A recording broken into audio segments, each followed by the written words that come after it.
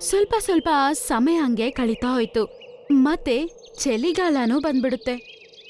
ಅಯ್ಯೋ ದೇವ್ರೆ, ತುಂಬಾ ಚಳಿ ಆಗ್ತಿದೆ ಇವತ್ತು.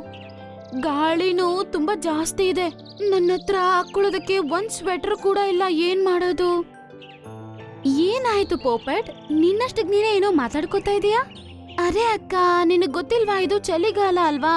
ಅದು ಬೇರೆ ಈ ಮರದಲ್ಲಿರುವ ಎಲ್ಲಾ ಪಕ್ಷಿಗಳ ಹತ್ರ ಸ್ವೆಟರ್ ಇಲ್ಲ. ಮತ್ತೆ ಹೋದ್ ವರ್ಷ ಇದ್ದಿದ್ ಸ್ವೆಟರ್ ಎಲ್ಲ ಬೇರೆ ಹಾಳಾಗಿದೆ. ಏನ್ ಮಾಡೋದು ಅರ್ಥ ಆಗ್ತಿಲ್ಲ. ಹಂಗಿದ್ದಾಗ ಬೇರೆ ತರ್ಬೇಕಾಗಿತ್ತು. ವಾತಾವರಣ ಬದ್ಲಾಗ್ತಿದೆ ಅಂತ ನಿನ್ಗೆ ಗೊತ್ತಲ್ವಾ? ಇವಾಗ ಬೇರೆ ಚಳಿಗಾಲ. ಯಾಕ್ ನಿನಗ್ ಗೊತ್ತಿಲ್ವಾ? ನೀನು ಕಾಪಾಡ್ಕೋಬೇಕಲ್ವಾ? ಆಹಾ, ನನಗೆಲ್ಲ ಗೊತ್ತು. ಆ ಗೂಬೆ ನಮ್ ಕಾಡಲ್ಲಿ ಸ್ವೆಟರ್ ಮಾರ್ತಿತ್ತಲ್ವಾ, ಅದು ಈಗ ಬೇರೆ ಕಾಡ್ಗೆ ಹೋಗ್ಬಿಟ್ಟಿದೆ. ನಿನಗ್ ಗೊತ್ತಿಲ್ವಾ? ಅದೆಲ್ಲಿಂದ ಸ್ವೆಟರ್ ತರೋದು? ಇವಾಗ ಬೇರೆ ಗಾಳಿ ಬೇರೆ ಜಾಸ್ತಿ ಆಗಿದೆ. ಇನ್ಮೇಲೆ ನಮ್ ಗೂಡೊಳಗಡೆ ಇರೋದೇ ಒಳ್ಳೇದನ್ಸುತ್ತೆ. ಆದ್ರೂ ಅದ್ರೊಳಗಡೆನೂ ಚಳಿ ಜಾಸ್ತಿ ಇರುತ್ತೆ ಅನ್ಸುತ್ತೆ. ಪೋಪಟ್, ನೀನ್ ಯಾಕೆ ಬೇಜಾರ್ ಪಟ್ಕೋತೀಯಾ? ನನ್ನ ಹತ್ರ ಸ್ವಲ್ಪ ಹುಲ್ಲಿದೆ. ನಿನ್ಗೋಸ್ಕರ ಮಫ್ಲರ್ ಮಾಡ್ಕೊಡ್ತೀನಿ. ನನಗೆ ತುಂಬಾ ಚೆನ್ನಾಗ್ ಗೊತ್ತು ಸ್ವೆಟರ್ ಮಫ್ಲರ್ ಎಲ್ಲ ಮಾಡೋದು. ನನ್ನ ಅಮ್ಮ ನನಗೆ ಹೇಳ್ಕೊಟ್ಟಿದ್ರು. ಆದ್ರೆ ನಿನ್ಗೆ ಕಾಣಿಸಲ್ಲ ಅಲ್ವಾ?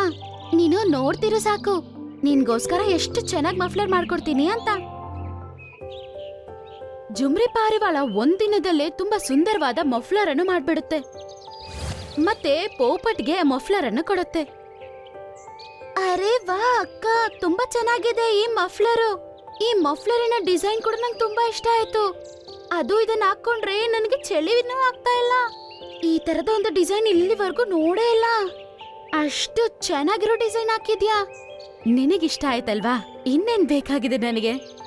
ಆದ್ರೆ ನೀವಿದನ್ನ ಹೇಗ್ ಮಾಡಿದ್ರಿ? ನಿಮ್ಗೆ ಕಾಣಿಸಲ್ಲ ಅಲ್ವಾ? ಆ ಭಗವಂತ ಒಂದ್ ರಸ್ತೆ ಮುಚ್ಚಿದ್ರೆ ಇನ್ನೊಂದ್ ರಸ್ತೆ ಓಪನ್ ಮಾಡ್ತಾನೆ. ಒಂದ್ ಅಂದಾಜಲ್ಲಿ ಮಫ್ಲರ್, ಸ್ವೆಟರ್, ಟೋಪಿ ಎಲ್ಲ ಮಾಡ್ತೀನಿ.